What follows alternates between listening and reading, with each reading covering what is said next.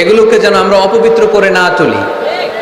কিন্তু দুঃখের সাথে লক্ষ্য করা যাচ্ছে এই মঞ্চগুলোকে আমরা হিংসা, বিদ্বেষ, বিষোদগার দিয়ে এটাকে নোংরা করে ফেলছি। এক আলেম আরেক আলেমের বিরুদ্ধে বলে স্টেজে বসে, আছে না নাই? একজন আরেকজনের কাফের ফতোয়া দেয়, আছে না নাই? নবীতে গুরু সালিন না ফুয়া, হ্যাঁ, তাওবা করেন। সুস্পষ্ট কুফরি বক্তব্য। নবীজিকে কাউ বয় বলা, যতক্ষণ পর্যন্ত এই কাউ বয় বলার কারণে তওবা করবে না, তার ওয়াসুর হারাম হারাম হারাম। উনি দয়াল নবীজিকে কাউবয় বলেছেন। এটা একটা মহামারী এবং ভয়ঙ্কর অবস্থা। অন্যকে নিয়ে ব্যস্ত থাকা, অন্যকে সময় দেয়া। প্রিয় ভাইয়েরা, স্রষ্টার দেয়া আমাদের জন্য সবচেয়ে দামি বিষয় হচ্ছে, আল্লাহর দেয়া সবচেয়ে দামি গিফট হচ্ছে আমাদের সময়। দামি গিফটের নাম কি? এই সময়টাই আমরা অন্যকে দিয়ে দিই। অন্যকে হিংসা করতে করতে এই দামি সময়গুলো নষ্ট করে ফেলে। এটা ঠিক না। আমারও অনেকে দেশে কাফের বলে, আছে না নাই? আমি অবাক হয়ে যাই, এই কাফেরের কথা শুনতে এতগুলো আল্লাহর ওলি কি করে আসে? আমার বুঝে আসে না এই কাফেরের কথা শোনার জন্য এরকম ধাক্কাধাক্কি হয় কেন? আল্লাহ তুমি হেদায়েত দান করো। আমি শুধু আল্লাহর কাছে সাহায্য চাই আর আপনাদের দোয়া চাই। দোয়া করবেন, বদদোয়া দিবেন না তো আবার। আর কে আমারে কাফের বললো, কে কি ফতোয়া দিল, আই ডোন্ট কেয়ার। ওইদিকে আমি তাকাই না। এর কারণ পিছনের দিকে তাকানোর সময় আমার নাই। চিল্লা এখন ঠিক কিনা?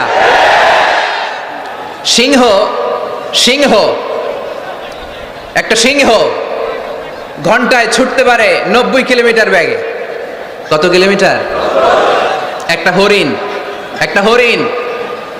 হরিণ ঘন্টায় ছুটতে পারে 100 কিলোমিটার বেগে। তাহলে কে জোরে ছুটে? জোরে বলতে হবে। সিংহ কত কিলোমিটার? হরিণ। তারপরেও হরিণটা 100 কিলোমিটার বেগে ছোটার পরেও সিংহটার কাছে সে ধরা পড়ে যায়।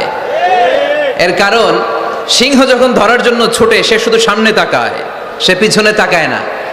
আর হরিণ 100 কিলোমিটার বেগে ছোটার পরেও সে ধরা খেয়ে যাবার ভয়ে বারবার পিছনে তাকায়।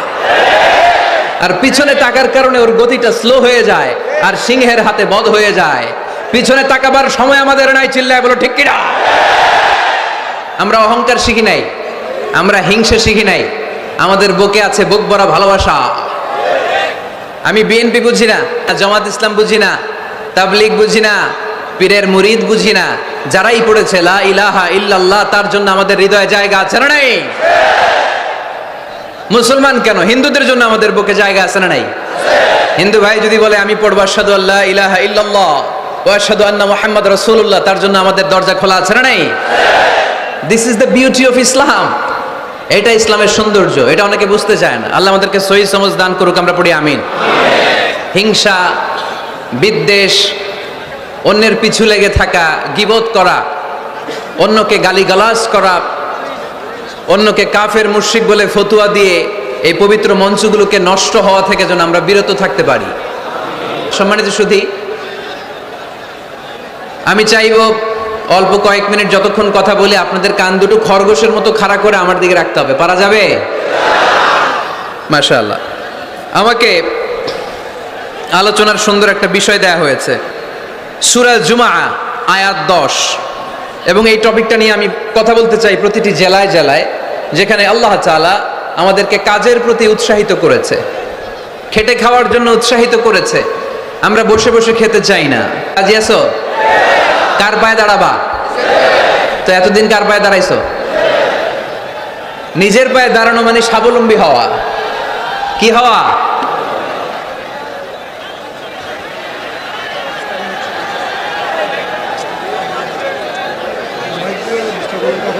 এই মাইকের সমস্যার কারণে আমাদের মাহফিলগুলো মাইর খেয়ে গেল। কনসার্টে শুনছেন মাইকের সমস্যা? তারপর যেখানে গান বাজনা হয় মাইকের সমস্যা শুনছেন? লাফায় লাফায় জিকির করে ওইখানে মাইকের সমস্যা শুনছেন? আমাদের কোরআনের তাফসিরগুলোতে মাইকের সমস্যা। এগুলো করো না, আগে থেকে ঠিক রাখো। আর এখন তো মৌসুমের শুরু, তুমি 3-4 মাস সার্ভিস দেওয়ার পরে মার্চ এপ্রিলে এরকম হইতে পারে, ঠিক কিনা? বছরের শুরুতেই যদি এরকম হয় তাহলে তো সর্বনাশ। আর মাইকম্যান ঠিক করতেছে, বারবার আমার বা ওর দৃষ্টি আকর্ষণ করা যাবে না, একটু চুপ থাকতে হবে। তো আমরা নিজের পায়ে দাঁড়াতে চাই। কার পায়ে? আমরা স্বাবলম্বী হতে চাই। কি হতে চাই? কাজ করার অনেক সুযোগ আছে। Just you have to generate new ideas, priceless ideas, you have to generate this. আপনাকে নতুন নতুন আইডিয়া দিতে হবে। নতুন নতুন আইডিয়া দিলেই আপনি মার্কেটে হিট করে ফেলবেন। আজকে সব গোমর ফাঁস করে দিয়ে গেলাম। কোটিপতি আর মিলিয়নিয়ার, বিলিয়নিয়ার হালাল পন্থায় যারা হতে চাও, your job is just produce new idea. নতুন নতুন কি লাগবে? আইডিয়া লাগবে। আইডিয়ার অনেক দাম। এই যে কিছুদিন আগে উবার নামে একটা কোম্পানির নাম শুনেছো তোমরা? কি নাম? আমি ওদের ব্যাপারে একটা রিপোর্ট পড়ে অবাক হয়েছি। এই উবারের কোনো পুঁজিপাতি কিছু নাই, ওদের কিছু অফিস আর স্টাফ। মানুষের গাড়ি দিয়ে ওরা ব্যবসা করে। মানে কইয়ের তেল দিয়ে কি ভাজে? কই ভাজে। এটাও বুঝেন আপনারা? কইয়ের তেল দিয়ে কই ভাজা। ওরা just they launch a company and they set up some staff, company আছে, স্টাফ আছে, আর একটা মোবাইল অ্যাপস আছে। এই মোবাইল অ্যাপসের মধ্যে দিয়ে where you intend to go, কোথায় যেতে চান লিখবেন, কোন জায়গা থেকে যেতে চান লিখবেন, গাড়ি এসে হাজির। আপনি টাকা পে করে দিবেন, ওই টাকার একটা পার্সেন্টেজ ওই কোম্পানির মধ্যে চলে যাবে। What an idea! সারা বিশ্বে এখন শুরু হয়েছে। আমেরিকার সান ফ্রান্সিসকো একটা স্টেট আছে, সেখান থেকে তারা এই উবারের কার্যক্রম শুরু করেছে। 775টা শহরে উবারের এই অপারেশন কার্যক্রম চালু হয়েছে। 63টা দেশে ওদের সেন্টার আছে। আমাদের ঢাকাতেও আছে না নাই? আমি অবাক হলাম, 2018 সালে ওদের প্রফিট, ওদের রেভিনিউ হচ্ছে 11.27 billion US dollar, 11.27 billion dollar. Could you imagine that? আপনি কি কল্পনা করতে পারেন? বসে বসে অন্যের গাড়ি দিয়ে, অন্যের মাল সামান দিয়ে, অন্যকে ঘাটিয়ে কোটি কোটি টাকার ব্যবসা। তারপরে এই যে আমাদের প্রত্যেকের একটা অ্যাকাউন্ট আছে এক জায়গায়, কি নাম? কি বুক? কি বুক? সবাই জানেন? হুজুর আপনারও আছে? মাশাআল্লাহ। এই যে ফেসবুকের জন্য আমরা খেটে যাচ্ছি, দিন নাই রাত নাই, আমরা যে স্ক্রলিং করছি, লাইক দিচ্ছি, শেয়ার দিচ্ছি, we all are the staff of Facebook. আমরা সবাই ফেসবুকের এমপ্লয়ি, কাজ করে যাচ্ছি। Just idea. এই আইডিয়া দেওয়ার কারণে কোটি কোটি বিলিয়ন ডলারের ওর মালিক বানাই দিছে কে? এজন্য নতুন নতুন আইডিয়ার দরকার আছে না নাই?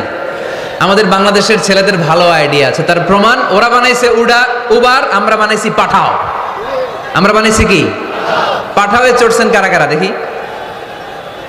ওরে আল্লাহ, all are the smart guys, মাশাআল্লাহ, হাত নামান। পাঠাও তো উবারের চেয়ে আরো দুর্দান্ত আইডিয়া। প্রাইভেট কার যেতে পারে না জ্যামের মাঝখানে, কিন্তু পাঠাও হচ্ছে মোটরসাইকেল রাইড, চিপাচাপা দিয়ে চলে যায়। আছে না নাই? তো এরপরে নতুন কি আসবে, এই দায়িত্বটা তোমার মাথা থেকে বের করতে হবে। এই এন্টারপ্রেনারশিপ, নতুন করে উদ্যোগী হতে হবে।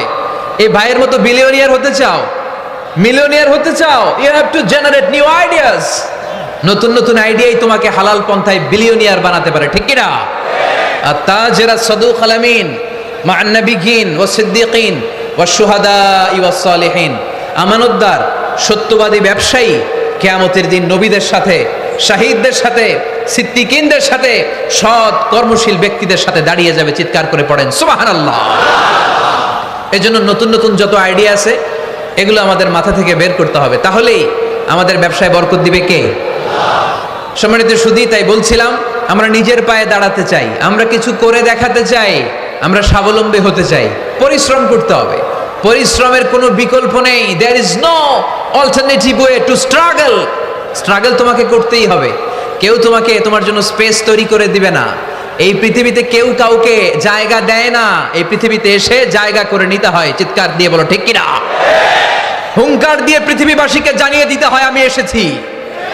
মায়ের পেট থেকে যখন আমরা বেরোই, আমরা কি বলি? ওয়াও ওয়াও বলে নিজের অস্তিত্বের জানান দেই যে আমি এসেছি, এই পৃথিবীতে আমি জায়গা করে নিতে এসেছি। Life is not a bed of roses. এই পৃথিবী ফুলের বিছানো সজ্জা নয়। এখানে কষ্ট করতে হবে, পরিশ্রম করতে হবে, ঘাম ঝরাতে হবে। পরিশ্রমের ঘামে যে লোনা পানি থাকে, ওই লোনা পানিতে জন্ম নেয় সফলতার বীজ। এজন্য পরিশ্রম করতে হবে। সব নবীরা পরিশ্রমী ছিলেন, সব নবীরা কাজ করেছেন। সূরা জুমার এই 10 নম্বর আয়াতে আল্লাহ তাআলা আমাদেরকে মোটিভেট করে শিখাতে চেয়েছেন যে স্বাবলম্বী হও, নিজের পায়ে দাঁড়াও, কাজের সময়ে কাজ, নামাজের সময় নামাজ। আজকে এই স্লোগানটা এই মাহফিলের শুরুতে মাঝখানে শেষে বারবার বলে আমরা মুখস্থ করে নিয়ে যাব। কাজের সময় সবাই বলেন নাই তো, সবাই বললে তো এই প্যান্ডেল কাঁপতে শুরু করবে। কাজের সময় এইভাবে আওয়াজ করতে হবে, পারা যাবে? নামাজের সময়, কাজের সময়, নামাজের সময়, সিনেমা দেখার সময় দেখা যাবে না, কাজের সময়, নামাজের সময়, এটা মনে থাকবে, মুখস্থ করা যাবে তো? আল্লাহ রাব্বুল ইজ্জা সূরাতুল জুমার 10 নম্বর আয়াতে মূলত আমাদেরকে এই মেসেজটাই দিতে চেয়েছেন। কাজের সময় কাজ, নামাজের সময়। ফাইযা قضيت الصلاة فانتشروا في الأرض وابتغوا من فضل الله واذكروا الله كثيرا لعلكم تفلحون سبحان الله পড়েন। আল্লাহ বললেন যখন তোমাদের নামাজ শেষ হয়ে যায়, ফাইদা কুদিয়াতিস সালাতু, যখন সালাত শেষ হয়ে যায়, ফান্তাশিরু ফিল আরদি, জমিনে ছড়িয়ে পড়ো, ওয়াবতাগু মিন ফাদলিল্লাহ, আল্লাহর দেয়া ফজল তালাশ করো, রিজিক তালাশ করো, ওয়াযকুরুল্লাহা কাসীরান, আল্লাহর জিকির বেশি বেশি করো, লাআল্লাকুম তুফলিহুন, তোমাদেরকে সফল বানায়া দিবে কে? সিস্টেমটা খেয়াল করেন। ফাইদা কুদিয়াতিস সালাহ, যখন সালাত শেষ, ফান্তাশিরু ফিল আরদ, when you are done with your salah, spread out to your workplace, তোমার কাজের জায়গায় চলে যাও। নাকি মসজিদে বসে থাকবেন? নামাজ শেষে কি করতে হবে? কাজের জায়গায় চলে যেতে হবে। এটা ইসলামের নিয়ম, এটা বিশ্বনবীর সুন্নাহ, এটা আল্লাহর দেয়া পদ্ধতি। ফাইদা কুদিয়াতিস সালাতু, যখন সালাত শেষ হয়ে যাবে, ফান্তাশিরু ফিল আরদ, জমিনে ছড়িয়ে পড়ো, ওয়াবতাগু মিন ফাদলিল্লাহ, আল্লাহর রিজিক তালাশ করো। জমিনের মধ্যে আল্লাহর ফাদাল আছে, রিজিক আছে, এই রিজিকগুলো তালাশ করো। মসজিদে বসে থাকলে এই ফদল বা রিজিক কি পাওয়া যাবে? যাবে না। মসজিদে ঢুকলে রহমত পাওয়া যায়। এজন্য মসজিদে যখন আমরা ঢুকি, কোন পা দিয়ে ঢুকি? ডান পা দিয়ে ঢুকেই আমরা বলি আল্লাহুম্মা ফতাহলি আবওয়াবা রাহমাতিক, O Allah open for us the door of your mercy, আল্লাহ আমাদের জন্য আপনার সব রহমতের দরজাগুলো খুলে দেন। কারণ মসজিদে ঢুকলেই রহমত দেয় কে? আর মসজিদ থেকে যখন বের হই তখন রহমত নয়, তখন পাওয়া যায় ফদল। যে ফদলের কথা আল্লাহ ইয়াতে বললেন, ওয়াবতাগু মিন ফাদলিল্লাহ, এই ফদল মানে হচ্ছে রিজিক। তাই মসজিদ থেকে যখন বেরোই, কোন পা দিয়ে বেরোই? আর কি দোয়া পড়ি? আওয়াজ করে বলেন, আল্লাহুম্মা ইন্নী আসআলুকা মিন ফাদলিক, মানে হে আল্লাহ, আমি আপনার কাছে আপনার ফদল চাই, রিজিক চাই। দুনিয়ার কেউ রিজিক দিতে পারে না, রিজিক দিতে পারে কে? এই রিজিক আমি আপনার কাছে চাই। আবার আল্লাহ বললেন, হুয়াল্লাযী জাআলা লাকুমুল আরদা যালুলা ফামশু ফি মানাকিবিহা ওয়া কুলু মির রিজকি ওয়া ইলাইহিন নুশুর। তিনি তো এমন সত্য যিনি তোমাদের জন্য জমিনটারে বানিয়েছেন সাহালাতুল মাসালিক, সহজে হাঁটা যায়, চলা যায়, চারা বীজ রোপণ করা যায়, চাষাবাদ করা যায়। আল্লাহ বললেন জমিনের আনাচে কানাচে ঘুরে বেড়াও, জমিনের মধ্যে তোমাদের জন্য রিজিক রেখে দিয়েছে কে? এই জমিনের সব জায়গায় রিজিক আছে। আপনি জমিনের পাহাড়ে যাবেন, পাহাড়েও রিজিক আছে। জানেন পাহাড়ে কি চাষ হয়? হ্যাঁ, জুম চাষ হয়। বাংলাদেশের পাহাড়ে জুম চাষ হয়, আর মালয়েশিয়ার পাহাড়গুলোতে সব চাষ হয়। মালয়েশিয়া একটা জায়গা আছে ক্যামেরুন হাইল্যান্ড, ভাই গেছিলেন নাকি? ৬,০০০ ফিট উপরে, ঠান্ডা, প্রচন্ড ঠান্ডা। আমি প্রায় যাই, ওখানকার চা বাগানের স্নিগ্ধ হাওয়া আমাকে টানে খুব, বাতাসটা খুবই ক্লিন, ভাল লাগে। ওই ক্যামেরুন হাইল্যান্ডে ৬,০০০ ফিট উপরে ওরা করেছে ফুলের বাগান, ফলের বাগান, চায়ের বাগান, স্ট্রবেরির বাগান, মধুর চাষ করে। আর এই ৬,০০০ ফিট উপরে এই ভেজিটেবলস আইটেমগুলো দিয়ে তারা পুরো মালয়েশিয়ার খাদ্যদ্রব্যের যত সংকট, সব সংকট তারা দূরীভূত করেছে। সুবহানাল্লাহ পড়েন। তো ওনারা পাহাড়ের উপর চাষ করে, আর আমরা সমতল জায়গায় চাষ করতে চাই না। চাষাবাদ করতে আমাদের লজ্জা লাগে। কি লাগে? যুবক ভাইয়েরা, কাজে কোনো লজ্জা নেই। কাজে কি নেই? পরিশ্রমে লজ্জা নেই। লজ্জা হচ্ছে অলসতায়, লজ্জা হচ্ছে অকর্মণ্যতায়। আমরা কাজ করে খেতে চাই, পরিশ্রম করে খেতে চাই। রাজি আছো সবাই? এখন অনেকে রুফ গার্ডেনিং করে। রুফ গার্ডেনিং মানে ছাদের, বাসার ছাদের উপরে কি সুন্দর পেঁপে গাছ, আম গাছ। আমি নিজে দেখেছি নিজেরা খায়, আশেপাশের প্রতিবেশীদের সবাইকে দেয়, বাজারে বিক্রিও করে। নিউ আইডিয়া, রুফ গার্ডেনিং করো। তারপরে একসাথে হাঁসের চাষ হয়, পানিতে হাঁসগুলো ভেসে বেড়ায়, আর নিচে মাছের চাষ হয়। এরকম অনেক যুবক আছে যারা এগুলো করে করে স্বাবলম্বী হয়েছে। আমরা এগুলো করতে চাই না, আমাদের লজ্জা লাগে। আমাদের হোটেলের মেসিয়ারি করতে লজ্জা লাগে, ছোট্ট ফুচকার দোকান দিতে আমাদের লজ্জা লাগে, কিন্তু বিশ্বনবীর ছাগল চড়াতে কোনো লজ্জা লাগতো না। কাজে কোনো লজ্জা আছে? লজ্জা কিসে তাইলে? অলসতায়। আওয়াজ করে বলো, লজ্জা কিসে? অলসতা করা যাবে না। অলসতাকে আজকের প্রোগ্রাম থেকে আমরা না বলে দিব। আমরা অলসতাকে বলে দিব নো। অলসতাকে আমরা কি বলবো? নো।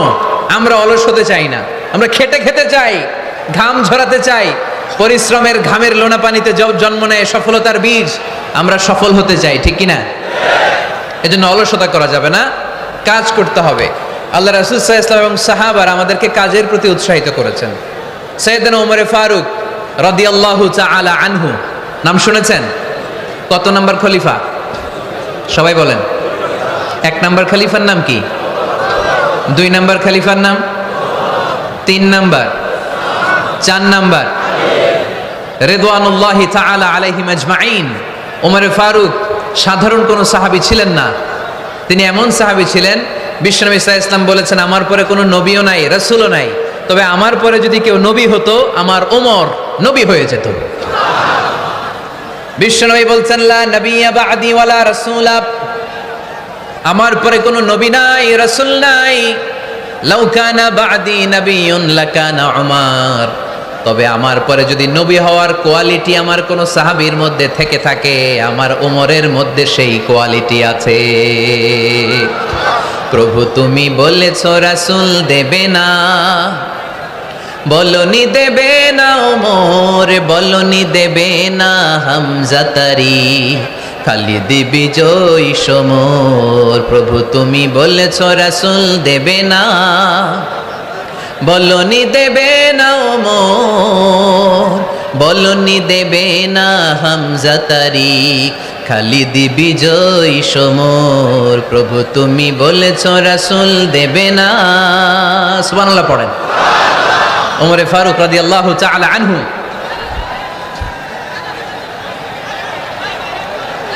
ভাইজান দোয়া করে দিই, কষ্ট হচ্ছে অনেক। শেষ করে দিব, আলোচনা শেষ করে দিব। আর কয়েক মিনিট শুনবেন, শুনবেন শুনবেন তো বারবার এরকম আওয়াজ করলে কি শোনা যাবে? এই ছেলেরা, এই অডিও শোনো না তোমরা? অডিও, অডিওতে চেহারা দেখা যায় নাকি? বসো, তোমরা অডিও শুনবে, এরা ভিডিও দেখবে। বসো, আওয়াজ নাই। আমি শুরুতেই বলেছি কানগুলো খরগোশের মতো খাড়া করে শোনো। অডিও রেকর্ডের মধ্যে কি চেহারা দেখা যায়? এখানে যারা দেখতে পান ওই দিকে তাকা, ওই যে ওই যে ওখানে প্রজেক্টর আছে।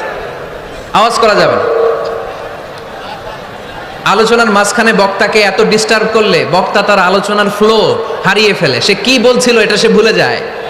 সে মাথার মধ্যে কি কি পয়েন্টস, কি কি মেসেজগুলো শেয়ার করার জন্য সে আগাচ্ছিল এটা সে ভুলে যায়। এজন্য আর কয়েক মিনিট কথা বলবো, আর কষ্ট দিব না আপনাদেরকে, একটু চুপ থাকবেন। দ্বিতীয় খলিফার নাম কি ছিল? সবাই বলেন, কি নাম?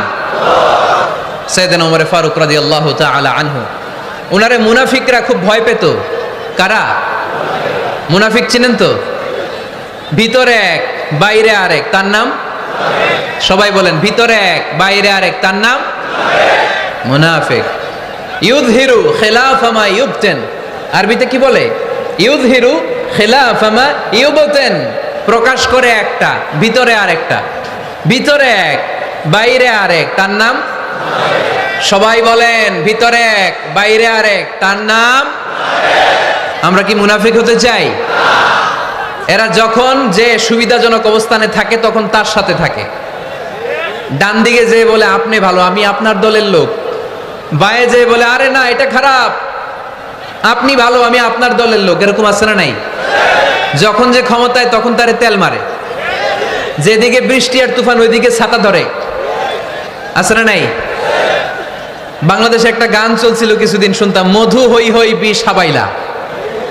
সূরাতুল মুনাফিকুনের তাফসীর বোঝানোর জন্য এটা আমার জন্য খুব সহজ ছিল। মধু হই হই বিষ হাবাইলা, বলে মধু, বলে কি? বাটির মধ্যে নিয়ে আসছে, বলে এটা মধু, বলে কি আসলে এটা কি? জোরে বলেন। আমরা কি মুনাফিক হতে চাই? না, আমরা কি হতে চাই? মুনাফিকরা হচ্ছে এদিকেও যায় না আবার ওদিকেও যায় না, মুযাবযাবিন, they all the time long in dilemma, they don't know where to go, they don't know where to proceed, কোন দিকে যাবে জানে না, ডানেও না বায়েও না, নেহি এদার নেহি ওদার, দরমিয়ান মে সাদার বাদার, এরকম আছে না? উপর দিয়া ফিটফাট, ভিতর দিয়া সদরঘাট। সদরঘাট এখনো ফিটফাট হয় নাই। তো এই মুনাফিকের অবস্থা হচ্ছে উপরে ফিটফাট, ভিতরে সদরঘাট। আমরা কি মুনাফিক হতে চাই? কি হতে চাই? মুমিন হতে চাই। এই মুনাফিকের দলগুলো মদিনাতুল মুনাওয়ারাতে ওমরে ফারুককে খুব ভয় পেত। ওমরে ফারুককে দেখলে তারা থারথার করে কাঁপতো। শুধু মুনাফিকরাই নয়, খোদ ইবলিস শয়তানও সাইয়েদনা ওমরে ফারুককে দেখলে ভয় পেত। আমরা আমাদের ছেলে মেয়েদেরকে যদি খাবার না খায়, আমরা কি বলি? আম্মু খাবার খাও। কি আসবে? ভূত আসবে, বিড়াল আসবে, বাঘ আসবে। এগুলো গাজীপুরে বলে না বোধহয়। আপনাদের ছোট্ট মেয়েটা যদি রাত্রে খেতে না চায়, আপনারা লোকমা তুলে কি বলেন? এই তাড়াতাড়ি খাও, কি আসবে? ভূত, ভূত আসবে। তো মদিনার সমাজে মদিনার ছোট্ট কচি কাঁচা সোনারমণিরাও রাতে খেতে চাইতো না। মদিনাতুল মুনাওয়ারার মায়েরা রাত্রিবেলা খাবার নিয়ে বাচ্চাদেরকে বলতো, মা তাড়াতাড়ি খাও, হা হুয়া ইয়াতি উমর, ওই যে উমর আসতেছে, উমর ইসলামের দ্বিতীয় খলিফা। আশাদ্দুহুম ফি আমরিল্লাহি উমর, আল্লাহর জমিনে আল্লাহর দ্বীন বাস্তবায়নের জন্য সবচেয়ে শক্তিশালী ছিল ওমর। চিল্লায় পড়েন সুবহানাল্লাহ। এই ওমরে ফারুক রাদিয়াল্লাহু তাআলা আনহু যে রাস্তা দিয়ে হাঁটতো, শয়তান ওই রাস্তা রেখে দিয়ে অন্য রাস্তা দিয়ে হাঁটতো। মা সালাকা শাইতানু ফাজ্জান সালিকান ইল্লা সালাকা ফাজ্জান গায়রা ফাজ্জিক। বিশ্বনবী বলছেন, ওমর, শয়তান তোমারে দেখে এত ভয় পায়, তুমি যে রাস্তা দিয়ে হাঁটো, শয়তান তোমারে দেখলে ওই রাস্তা রেখে দিয়ে অন্য রাস্তা দিয়ে হাঁটে। চিল্লায় পড়েন সুবহানাল্লাহ। এদিকে কি হয়েছে? লোড বেশি হয়ে গেছে। এই এলাকায় কি এটাই সবচেয়ে বড় মাঠ? এর চেয়ে বড় মাঠ আর নাই। কি হয়েছে ওইখানে? কি হয়েছে? ধাক্কা আসছে, ধাক্কা। বসেন না, একটু বসেন না। মন্ত্রী মহোদয় আসছে? মন্ত্রী মহোদয় আসতেছে উনি? মাশাআল্লাহ। উনি তো কষ্ট হয়ে যাবে, তো আসবে কিভাবে এদিক দিয়ে? একটু জিকির করি, লা ইলাহা ইল্লাল্লাহ,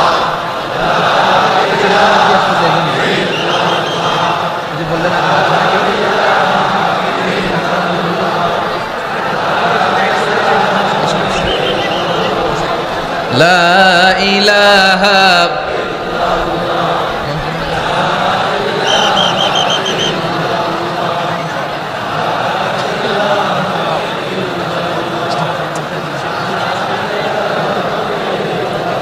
সুবহানাল্লাহ আলহামদুলিল্লাহ লা ইলাহা ইল্লাল্লাহ সুবহানাল্লাহ।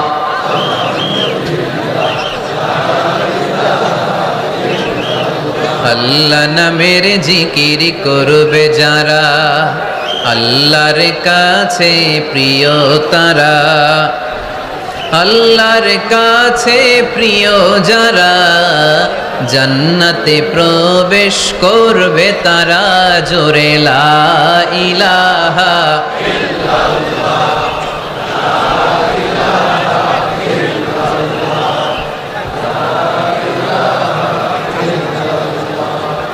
লা ইলাহা ইল্লাল্লাহ, লা ইলাহা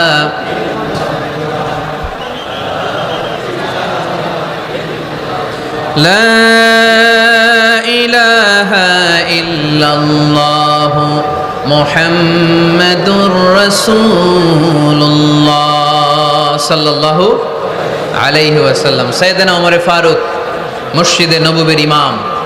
মসজিদে নববীর কি ইমাম? আপনারা শুনতেছেন? এই ছেলেরা বসে যাও, বসে যাও, বসে যাও, বসে যাও। সাইয়েদনা ওমর ফারুক মসজিদে নববীর ইমাম। এদিকে তাকান, আমার দিকে তাকান। আমার দিকে তাকান। উনি প্রত্যেক নামাজের ইমামতি করতে আসতেন মসজিদে নববীতে।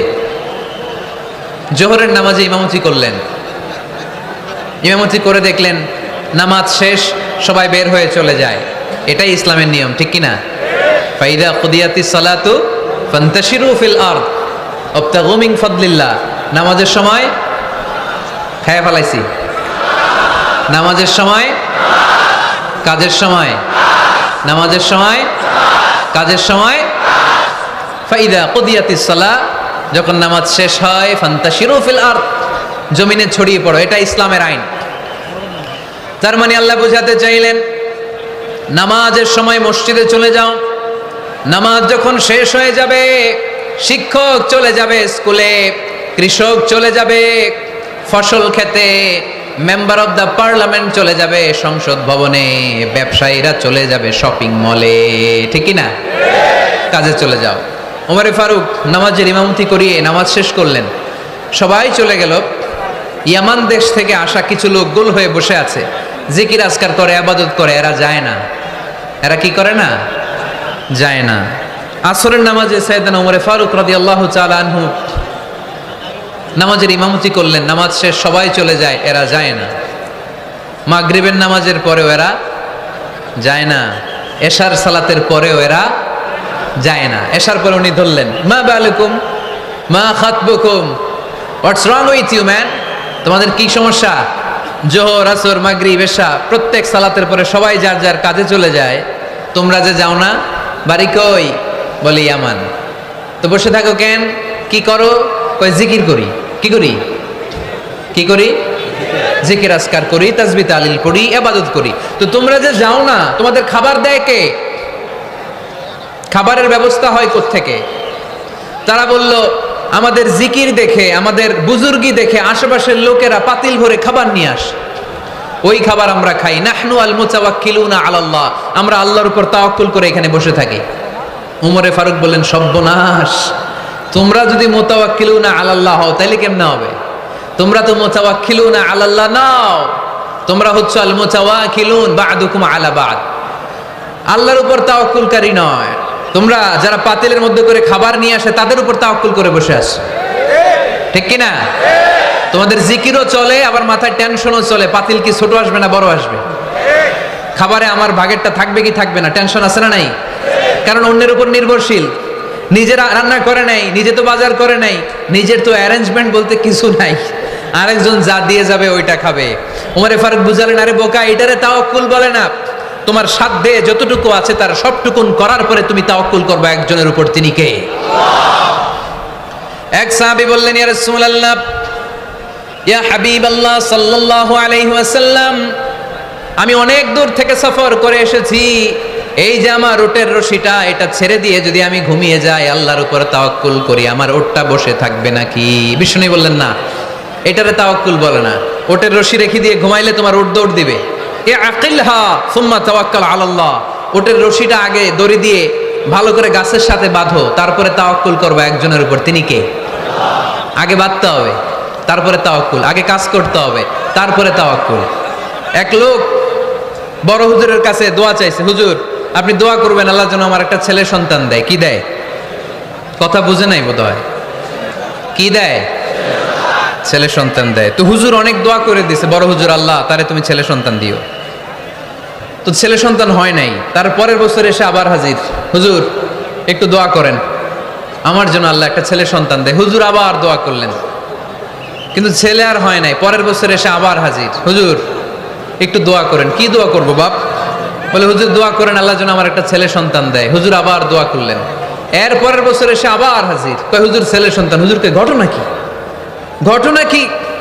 এর সন্তান হয় না কেন? বললো বাবা তুমি কি বিয়ে করছো? কয় না। সন্তান হবে কোত্থেকে? আগে তো বিয়ের পর্বটা সার, তারপরে তাওয়াক্কুল করবি কার উপর?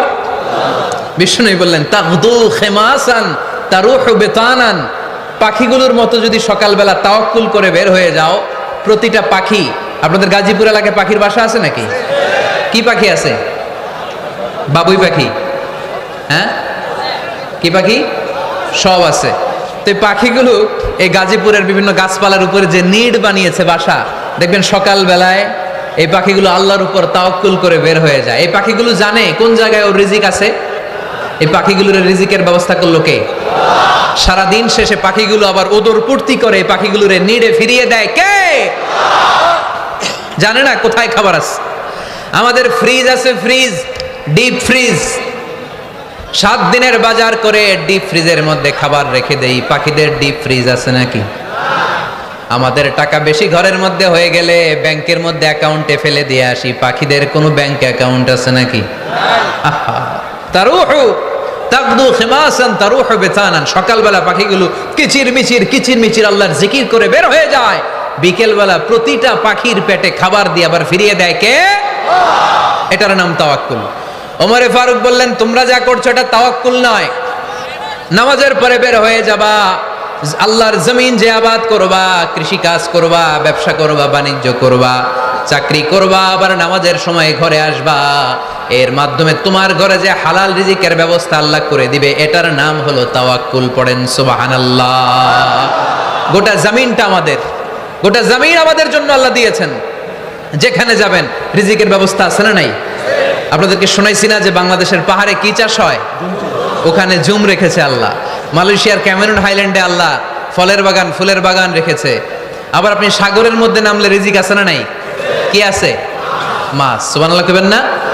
ওয়ালাকাদ কাররামনা বনি আদম ফাহামালনাহুম ফিল বাররি ওয়াল বাহরি ওয়া রাযাকনাহুম মিনাত তাইয়্যিবাত। রব্বুল আলামিন বলেন, আমি পুরো বনি আদমকে সম্মানিত করেছি। জলে স্থলে সব জায়গায় মানব জাতিকে বিচরণের সুযোগ করে দিয়েছি। আর মানুষের জন্য আমি আল্লাহ হালাল রিজিকের ব্যবস্থা করেছি। সুবহানাল্লাহ পড়েন। হালাল রিজিকের ব্যবস্থা আল্লাহ করেছেন। এজন্য everyone should be energetic, everyone should be active. আমাদেরকে অ্যাক্টিভ হতে হবে, এনার্জেটিক হতে হবে। শ্রম করে করে, কষ্ট করে করে আমাদেরকে আগাতে হবে। স্রষ্টা আমাদেরকে একটা যুদ্ধে ঠেলে দিয়েছেন, সংগ্রাম করে করে আমাদেরকে বেঁচে থাকতে হয়, ঠিক কিনা? এই জমিনে যখন আমরা এসেছি তখনই আমি সংগ্রাম করেছি। বিশ্বাস করেন, একজন স্বামীর 1 ফোঁটা বীর্যের মধ্যে যদি 20 কোটি শুক্রাণু না থাকে, কয় কোটি? আরো জোরে। 20 কোটি শুক্রাণু যদি না থাকে, 20 কোটি বা 2 কোটি শুক্রাণু যদি না থাকে, তাহলে ওই শুক্রাণু থেকে কোনো মানব সন্তান মায়ের পেটে জন্ম নেয় না। তাহলে চিন্তা করেন, ওই 20 কোটি শুক্রাণুর মধ্যে আমি একটা শুক্রাণু, ঠিক কিনা? এতগুলো শুক্রাণু ডিম্বাণুকে আঘাত করে অ্যাক্টিভ হতে চেয়েছিল। ওই 2 কোটির মধ্যে বাকি সবগুলোরে হারিয়ে চ্যাম্পিয়ন হয়েছিলাম সেদিন মায়ের গর্ভে। আমি চিল্লায় বলো ঠিক কিনা? সেদিন আমার হাত ছিল না, সেদিন আমার পা ছিল না, আমার চোখ ছিল না, আমার রেসপিরেটরি সিস্টেম ছিল না, আমার ব্রেন সচল ছিল না, আমার মামা ছিল না, আমার দাদা ছিল না, আমার গায়ে শক্তি ছিল না। ওই কঠিন পরীক্ষায় যদি 2 কোটি কম্পিটিটরকে আমি হারিয়ে বিজয় লাভ করতে পারি, এই জমিনের বুকেও আমার কেউ হারাতে পারবে না। চিল্লায় বলো ঠিক কিনা? আমরা এসেছি বিশ্বকে জয় করার জন্য, জয় করার জন্য। আবার যখন মায়ের পেট থেকে বের হই, তখনও আমাকে সংগ্রাম করে বেরোতে হয়। এইখানে তোমরা আমার ছোট্ট সোনামণিরা সিজারে হইছো কারা কারা? দেখি সিজারে, যে হুজুর আমি সিজারে পৃথিবীতে এসেছি। হাত তোলো। কয়েকজন হাত তুলছে, মাশাআল্লাহ। ঠিক আছে, অসুবিধা নেই, হাত নামাও। এটা একটা প্রাকৃতিক নিয়ম। মায়ের পেট থেকে পৃথিবীতে আমরা এভাবে আসি। কেউ প্রাকৃতিক পদ্ধতিতে আসি, কেউ সিজারে আসি। যারা সিজারে আসছে তারা এই কষ্টটা সহ্য করে নাই, তাদের অন্য ধরনের স্ট্রাগল পৃথিবীতে আসার পরে। কিন্তু আমরা যারা নরমাল প্রসেসে এসেছি, সেই সময়টার কথা খেয়াল করেন। আমাদের দেহের সাইজ অনেক বড়, আমাদের ওজন অনেক বেশি, কিন্তু আমাদের মায়ের যেই অঙ্গটা দিয়ে আমরা পৃথিবীতে এসেছি, ওই জায়গাটা বড় সরু। খুব ছোট্ট একটা জায়গা দিয়ে এই বিশাল দেহ নিয়ে আমাকে সংগ্রাম করে আসতে হয়েছে, ঠিক কিনা? এবং এটা ল্যাবরেটরিক্যালি প্রুভড, সায়েন্টিফিক্যালি অ্যাটাস্টেড যে এটা একজন বাচ্চার জন্য, নবজাতক নিউ বর্ন বেবির জন্য খুবই স্বাস্থ্যকর, খুবই হেলদি। কারণ এই ছোট্ট জায়গাটা দিয়ে, মায়ের ওই ছোট্ট অঙ্গ দিয়ে আমরা যে পৃথিবীতে আসি, আমাদেরকে একটা চাপ সহ্য করতে হয়। ওই চাপের কারণে আমার নাকের ভিতরে, কানের ভিতরে যে ধরনের দূষিত গ্লিসারিন আছে, পদার্থ আছে, এগুলো সব বের হয়ে যায়। আর এই প্রচন্ড চাপটা আমাদের দেহটাকে কর্ম সহিষ্ণু হয়ে গড়ে তুলতে সাহায্য করে। কোন সুবহানাল্লাহ। নিয়ে আসেন এখানে, নিয়ে আসেন শেষের দিকে। এফিডেভিট নাই, পরে হবে। তাহলে আপনারা দায়িত্ব নিয়ে এফিডেভিট করবেন, শুধু শাহাদা পড়বে আমার হাতে। ঠিক আছে, ফাইন। সেই দিন আমরা স্ট্রাগল করে পৃথিবীর বুকে এসেছিলাম। যেদিন মায়ের পেট থেকে যুদ্ধ করে আমাকে পৃথিবীতে আসতে হয়েছে, ওই দিন আমার কান ছিল? এখনকার মতো কানের শক্তি ছিল? এখন যে হাতে শক্তি, ওই শক্তি ছিল? ওই কঠিন পরিস্থিতিতে যদি আমি সংগ্রাম করে টিকে থাকতে পারি, বর্তমান সময়ে আমাদেরকে কেউ আটকায় রাখতে পারবে না, পারবে না। ইন্নাকা কাদিহুন ইলা রাব্বিকা কাদাহান ফামুলাকি। আল্লাহ বললেন, ও বনি আদম, তোমাকে কষ্ট করতে করতে আমার কাছে আসতে হবে। আবার আল্লাহ বললেন, লাকাদ খালাকনাল ইনসানা ফি কাবাদ। আমি বনি আদমকে, দুনিয়ার সবগুলো মানুষকে কর্মসহিষ্ণু করে তৈরি করেছি। সুবহানাল্লাহ বলেন। কর্মসহিষ্ণু। আমাদের এক একজন মানুষ যে আমরা কতটা কষ্ট আর ধৈর্য সহ্য করতে পারি, আপনি কল্পনাও করতে পারবেন না। নর্মাল প্রসেসে আমাদের মা যেদিন আমাদেরকে ডেলিভারি দিয়েছিলেন, তখন আমাদের মা 57 ইউনিট প্লাস। সুস্থ মানুষ ব্যথা সহ্য করতে পারে 45 ইউনিট। কত ইউনিট? কিন্তু আমাদের মা যেদিন আমাদেরকে দুনিয়ার বুকে এনেছিলেন, সেদিন আমার মা, আপনার মা ব্যথা সহ্য করেছিল 57 ইউনিট প্লাস, 57 ইউনিটেরও বেশি। এই ব্যথাটা সাধারণ কোনো ব্যথা নয়। একটা অ্যাক্সিডেন্টে আপনার দেহের 20টা হাড় বা হাড্ডি ভেঙে গেলে যত ব্যথা, তার চেয়েও বেশি ব্যথা আমার মা সহ্য করেছিলেন। আমার মাকে ওই দিন এই ব্যথাগুলো সহ্য করার তৌফিক দিয়েছিলেন কে? তাহলে কি পরিমাণে কষ্ট সহিষ্ণুতা আর কর্ম সহিষ্ণুতা নিয়ে যে আমরা জন্মাই, আমাদের কোনো ধারণাই নাই। এজন্য আমি প্রায় বলি, ছেলে মেয়েদেরকে, সন্তানকে ননির পুতুল করে গড়ে তুলবেন না। ছেলে মেয়েদেরকে কষ্ট সহিষ্ণু করে গড়ে তোলেন। প্রতিকূল পরিবেশে কি করে নিজের অস্তিত্ব জানান দিতে হয়, এমন করে আমরা আমাদের মুসলমান সন্তানদেরকে গড়ে তুলবো। চিল্লায় বলেন ঠিক কি না? লাকাদ খালাকনাল ইনসানা ফি কাবাদ। আমি মানুষকে দুঃখ কষ্টের মধ্যে তৈরি করেছি। আমরা বলছিলাম কাজের সময়, আরো জোরে বলতে হবে, কাজের সময়, নামাজের সময়, আর ভরসা করতে হবে একজনের উপর, তিনি কে? কাজে কোনো লজ্জা আছে? লজ্জা কিসে? অলসতায়। আমরা অলস হতে চাই না। রসুল বাত্তালে দুক্কানুশ শয়তান, অলস মস্তিষ্ক শয়তানের আড্ডাখানা। আমরা নিজের পায়ে দাঁড়াতে চাই, আমরা স্বাবলম্বী হতে চাই, আমরা সাস্টেইনেবল ডেভেলপমেন্ট গোলের পক্ষে, আমরা মিলেনিয়াম ডেভেলপমেন্ট গোলের পক্ষে, আমরা বাংলাদেশকে উন্নতির শিখরে নিয়ে যাওয়ার পক্ষে। চিল্লায় বলেন ঠিক কিনা? আমরা আগে দুনিয়ার কল্যাণ চাই, এটা ইসলামের নিয়ম। আগে কি আখেরাত চাই না আগে দুনিয়া চাই? জোরে বলেন। আরে দুনিয়াতে ভালো থাকলেই তো আখেরাতে ভালো থাকবেন। এজন্য আল্লাহ আমাদেরকে শিখালেন, পড়ো রব্বানা আতিনা ফিদ দুনিয়া হাসানা ওয়া ফিল আখিরাতি হাসানা ওয়া কিনা আযাবান নার। আয় আমাদের রব, এই দুনিয়ার বুকে আপনি আমাদেরকে কল্যাণ দেন, আখিরাতের বুকে আপনি আমাদেরকে কল্যাণ দেন, আগুনের শাস্তি থেকে আল্লাহ আপনি আমাদেরকে বাঁচিয়ে দেন। পড়ে না আমিন। তাহলে আগে দুনিয়া, তবে দুনিয়াকে হৃদয়ে স্থান দেয়া যাবে না। দুনিয়াকে বশ করে হাতে নিব, কিন্তু হৃদয়ে থাকবে আখিরাত। জোরে বলতে হবে ঠিক কি না? নিজ হাতে উপার্জিত সম্পদের চেয়ে শ্রেষ্ঠ কোনো সম্পদ আর হতে পারে না। আমার দিনমজুর ভাইয়েরা, কুলি মজুর ভাইয়েরা, রিকশাওয়ালা ভাইয়েরা, ফ্যাক্টরি ওয়ার্কার যারা, আপনারা আল্লাহর কাছে অনেক সম্মানিত। আপনাদের উপার্জন হালাল। আপনাদের এক পা এমনি জান্নাতে ঢুকে আছে। এখন শুধু এক পা ঢুকাইলে চলবে? পা কয়টা? আরেকটা ঢুকানোর দরকার আছে না নাই? আপনাদের উপার্জন হালাল। আপনারা 5 ওয়াক্ত সালাত পড়বেন, মানুষের হক নষ্ট করবেন না, আব্বা আম্মার দোয়া নিবেন। দ্বিতীয় পাটাও জান্নাতে ঢুকায় দিবে কে? মা আকালা আহাদুন তাআমান কাত্তু খায়রুম মিন আইয়াকুলা মিন আমালি ইয়াদিহি। নিজের হাতে উপার্জিত সম্পদের চেয়ে, খাবারের চেয়ে শ্রেষ্ঠ সম্পদ আর হতে পারে না। আমার রিকশাওয়ালা ভাই, তার উপার্জন হালাল না হারাম? আমার কুলি মজুর ভাই, উপার্জন হালাল না হারাম? মাথার গাম পায়ে ফেলে ফ্যাক্টরি ওয়ার্কাররা যে বেতনটা পায়, এটা হালাল না হারাম? তাদের দোয়াকে কবুল করে নিবে কে? এজন্য যুবক ভাইরা, never under estimate any job. কোনো জবকে, কোনো চাকরিকে ছোট করে দেখার সুযোগ নাই। কারণ আমার উপার্জন হালাল হলেই ওই হালাল উপার্জনে বরকত দিবে কে? Whether it's the small or big, you don't care. এটা তোমার কেয়ার করার দরকার নাই। চাকরি পেলেই একটা ঢুকে যাবা, চাকরি পেলেই ঢুকে যাবা। কারণ আমাদের চাকরির বাজার মন্দা। আমাদের বাংলাদেশ, ভারতে কোন একটা চাকরির জন্য চেয়েছে 8 পাস, ওইখানে অ্যাপ্লাই করে ডক্টরেট ডিগ্রি দাঁড়িয়ে আসে না নাই?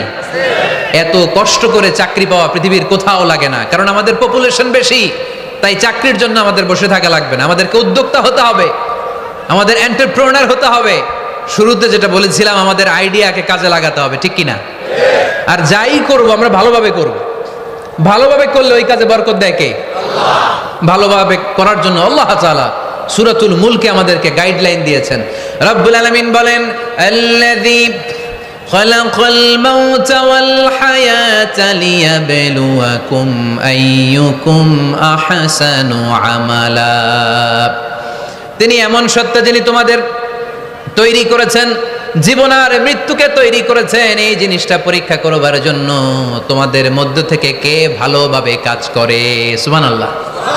কে বেশি আমল করে, আল্লাহ এটা বলছে, নাকি কে ভালো আমল করে? কথা কি বুঝতেছেন? যদি বেশি আমল করার কথা আল্লাহ বলতো, তাহলে এই আয়াতটা হতো লিয়াবলুয়াকুম আইয়ুকুম আকসারু আমালা। কিন্তু আল্লাহ কি এই আয়াতে আকসারু আমালা বলেছে? আলেম যারা আছেন তারা আমার সাথে সাথে বলেন, আল্লাহ কি আকসারু আমালা বলেছে? আল্লাহ কি বলেছে? লিয়াবলুয়াকুম আইয়ুকুম আহসানু আমালা, কে ভালো করে কাজ করে উইথ প্রফেশনালিজম। আপনি যেটাই করেন না কেন, আপনাকে প্রফেশনালিজমের সাথে করতে হবে, তাহলে ওই কাজে বরকত দিবে কে? ছোট হোক বড় হোক, এটা কোনো সমস্যা? যাই করি না কেন কিভাবে করব? ভালোভাবে। আওয়াজ করে বলেন, কিভাবে করব? যে কোনো কাজ করো না ভাই, যে কোনো কাজ করো, তা যেন হয় সবার চেয়ে সবচেয়ে সুন্দর। যে কোনো কাজ করো না ভাই, যে কোনো কাজ করো, তা যেন হয় সবার চেয়ে সবচেয়ে সুন্দর। হোক না সেটা পড়া লেখা, রঙের ভাষায় ছবি আঁকা, হোক না সেটা পড়া লেখা, রঙের ভাষায় ছবি আঁকা, হোক না সেটা সামান্য কাজ কিংবা মহত্তর, তা যেন হয় সবার চেয়ে সবচেয়ে সুন্দর। যে কোনো কাজ করো না ভাই, যে কোনো কাজ করো, তা যেন হয় সবার চেয়ে সবচেয়ে সুন্দর। চিৎকার করে বলতে হবে, ঠিক কিনা? যাই করি না কেন সেটা যেন সবচেয়ে সুন্দর হয়। You have to make the best out of you, you have to try you level best. তোমার সাধ্যের যতটুকু আছে তার সবটুকু করতে হবে, বাকি বরকত তার কল্যাণ আমাদেরকে দান করবে কে? বিষ্ণু ইসলাম কখনো অলসতাকে উৎসাহিত করেন নাই, ভিক্ষাবৃত্তিকে উৎসাহিত করেন নাই, তিনি পরিশ্রমকে অ্যাপ্রিশিয়েট করেছেন। এক সাহাবী রাদিয়াল্লাহু তাআলা আনহু এসে বললেন, ইয়া রাসূলুল্লাহ, আমাকে কিছু দান করেন, আ'তিনি শাইআন। বিষ্ণু বললেন, তুমি ভিক্ষা করো, তোমার ঘরে কিছু নাই? সাহাবী বললেন, লা ইয়া রাসূলুল্লাহ, কিছু নাই। বিষ্ণু ইসলাম আবার প্রশ্ন করলেন, কিছুই নাই? সে বললেন, হ্যাঁ আছে। কি আছে? একটা জামা আছে, জামা, আর আছে একটা পানি খাওয়ার জগ। দুইটা জিনিস আছে, একটা কি আর একটা পানি খাওয়ার জগ। বিষ্ণু বললেন, দুইটা নিয়ে আস। সাহাবী রাদিয়াল্লাহু তাআলা আনহু জামার জগ নিয়ে এসে বিষ্ণু ইসলামের হাতে দিলেন। বিষ্ণুনবী জামার জগটা ধরে বললেন, মাইয়াশতারি হাযাইন, কে আছো আমার সাহাবীদের মধ্যে এই দুইটা জিনিস কিনতে চাও? এক সাহাবী দাঁড়িয়ে বললেন, ইয়া রাসূলুল্লাহ, ইয়া হাবিবাল্লাহ, আনা আশতারি হিমা বিদিরহাম। এই দুইটা জিনিস, একটা জামা, একটা পানি খাওয়ার জগ, আমি 1 দিরহাম দিয়ে কিনে নিতে চাই। পড়েন সুবহানাল্লাহ। বিশ্বনবী বললেন, 1 দিরহাম তো কম হয়ে যায়, 1 দিরহামের চেয়ে বেশি দিয়ে কেনার মতো যদি কেউ থাকে একটু হাত তোলো। মাইয়াজিদু আলা যালিক, এর চেয়ে বেশি দাম দিয়ে কেনার মতো কেউ আছো নাকি? আরেক সাহাবী হাত তুলে বললেন, ইয়া রাসূলুল্লাহ, ইয়া হাবিবাল্লাহ, আশতারিহিমা বিদিরহামাইন, আমি 1 দিরহাম নয়, আপনার সম্মানে 2 দিরহাম দিয়ে জিনিসগুলো কিনে নিতে চাই। 2 দিরহাম। বিষ্ণু বললেন, ওকে ফাইন, ডান, 2 দিরহামে বিক্রি হয়ে যাবে। দিয়ে দেওয়া হলো। 2 দিরহাম নিয়ে বিষ্ণু ইসলাম ওই আগন্তুক ভিক্ষুক সাহাবীর হাতে দিয়ে বললেন, যাও, 1 দিরহাম দিয়ে তোমার পরিবার পরিজনদের জন্য খাবার কিনে নিয়ে যাও, আর 1 দিরহাম দিয়ে একটা কুঠার কিনে নিয়ে আসো। কি কিনে নিয়ে আসো? সবাই বলেন। কুঠার চিনেন আপনারা? কুঠার দিয়ে কি করে? গাছ কাটে। ওই সাহাবী 1 দিরহাম দিয়ে একটা কুঠার কিনে নিয়ে আসলেন। বিশ্বনবী সাল্লাল্লাহু আলাইহি ওয়াসাল্লাম নিজ হাতে ওই কুঠারের একটা হাতল লাগাই দিলেন। সুবহানাল্লাহ পড়তে পারলেন না মজা করে? হাতল ছাড়া কুঠার ধরা যায়? ধরা যায় না। বিশ্বনবী কাঠের একটা হাতল লাগাই দিলেন। এই হাতলটা দিয়ে বিশ্বনবী বললেন, try to imagine the attitude of the last messenger Muhammad সাল্লাল্লাহু, he changed the world for the better and made us better creature. তার নাম কি? কি নাম? হি ওয়াজ মুহাম্মদ সাল্লাল্লাহু আলাইহি ওয়াসাল্লাম।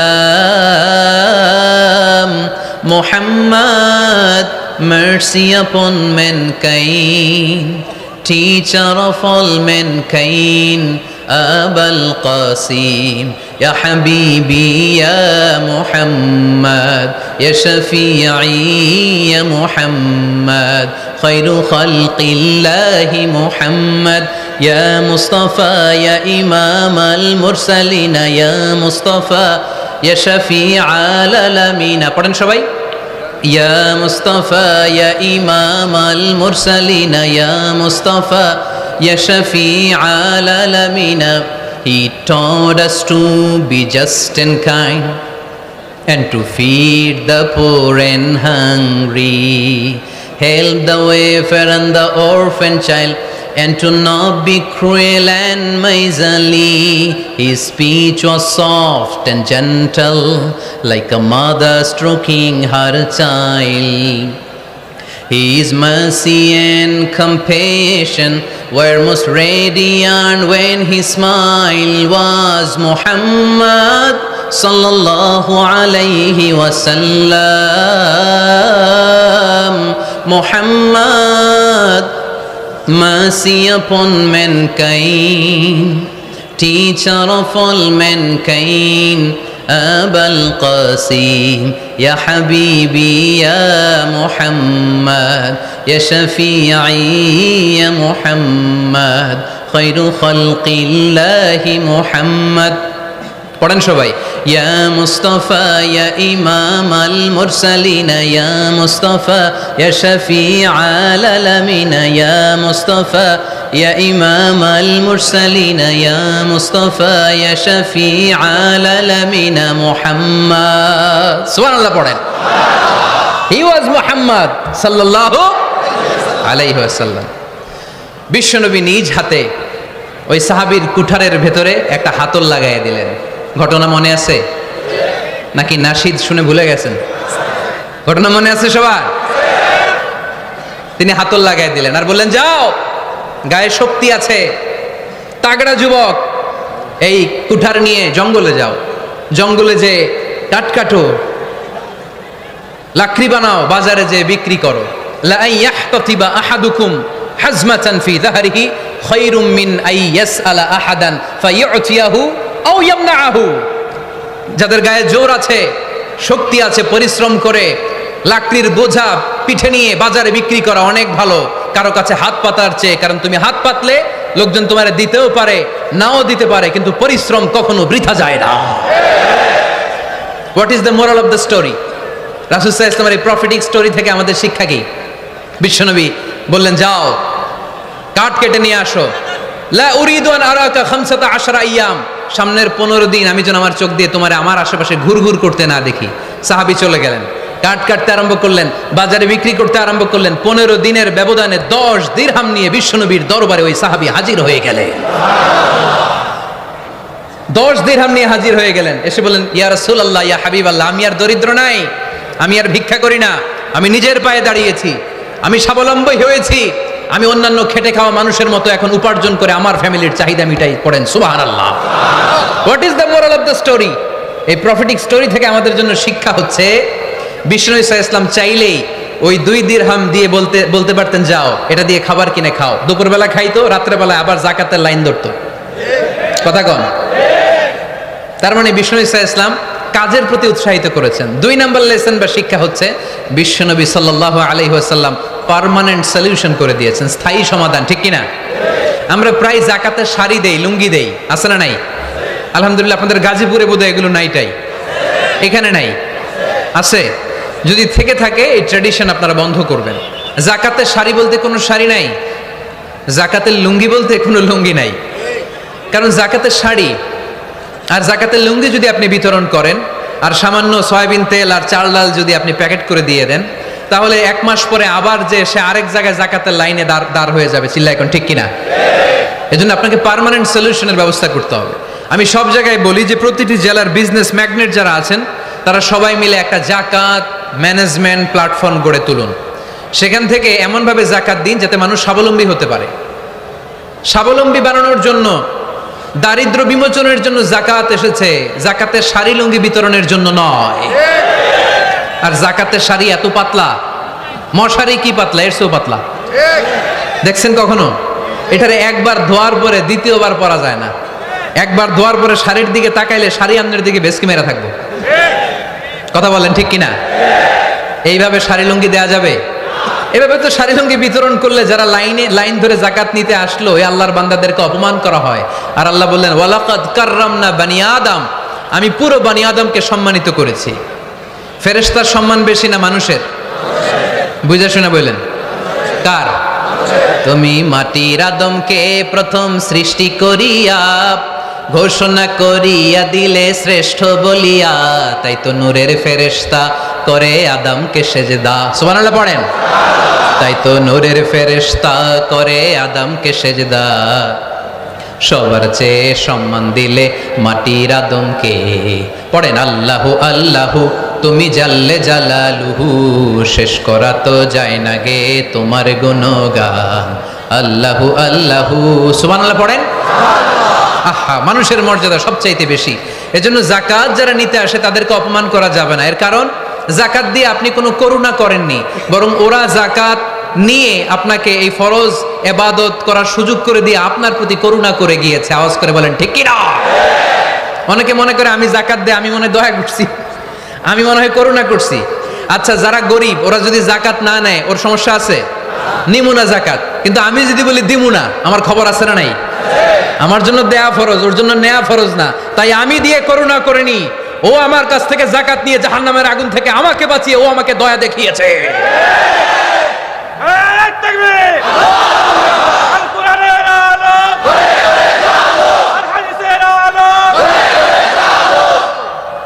এজন্য জাকাত দারিদ্র বিমোচনের জন্য। কিভাবে জাকাত দিবেন? আপনি জাকাতের টাকা দিয়ে খেয়াল করবেন, একটু ক্রস চেক করে নিতে হবে, ডবল চেক করে নিতে হবে যেই ফ্যামিলিতে জাকাত দিবেন কর্মক্ষম উপার্জনের মতো করতে পারে এরকম ছেলে আছে কিনা। থাকলে ওর একটা অটো রিক্সা কিনে দেন, সিএনজি কিনে দেন, ওই সিএনজি চালিয়ে ওর ফ্যামিলিটা দিব্যি চলে যাবে, ঠিক কিনা? ওর একটা অস্ট্রেলিয়ান গাভী কিনে দেন, ওই গাভীর দুধ বিক্রি করে ফ্যামিলিটা স্বাবলম্বী হয়ে যাবে, ঠিক কিনা? লক্ষ্মীপুরে আমি ওয়াজ করলাম, বললো হুজুর আমরা এইভাবে একটা জাকাত ম্যানেজমেন্ট প্ল্যাটফর্ম গড়ে তুলেছি, এখানে আমরা টাকা জমিয়ে জমিয়ে আমাদের এলাকার যে সমস্ত ছেলেগুলো কর্মক্ষম, তাদের ঘরে টাকা পয়সা নাই, আমরা জাকাতের টাকা দিয়ে ওদেরকে প্রবাসী বানিয়ে দেই, বিদেশে পাঠিয়ে দেই। ওর কষ্ট অর্জিত সম্পদ দিয়ে ওর ফ্যামিলি এখন দেদারসে চলছে, কোনো জাকাতের লাইনে যে তারা নিজেদেরকে আর অপমান বোধ করছে না। এইভাবে জাকাত দিতে হবে। দিলটার একটু খোলেন, হাতটার একটু খোলেন, তাহলে হৃদয়টারে খুলে দিবে কে? দে জাকাত, দে জাকাত তোরা দে রে জাকাত, দে জাকাত, দে জাকাত তোরা দে রে জাকাত, তোর দিল খুলবে পরে আগে খুলু খাত, দে জাকাত, দে জাকাত তোরা দে রে জাকাত। পড়েন আমিন। এই জাকাতের মাধ্যমে আমরা আমাদের বাংলাদেশকে স্বাবলম্বী করতে চাই। রাজি আছেন সবাই? সংঘবদ্ধ প্রচেষ্টায় জাকাত আদায় করতে রাজি আছেন?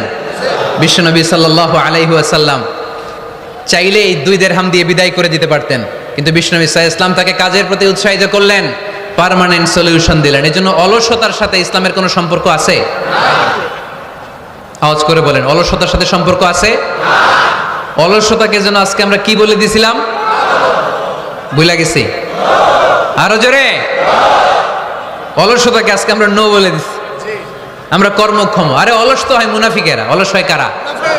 وَإِذَا قَامُوا إِلَى الصَّلَاةِ قَامُوا كُسَالَى يُرَاءُونَ النَّاسَ وَلَا يَذْكُرُونَ اللَّهَ إِلَّا قَلِيلًا। সুবহানাল্লাহ পড়েন। মুনাফিকরা যখন নামাজে দাঁড়ায় অলস হয়ে দাঁড়ায়, সোজা হয়ে দাঁড়ায় না।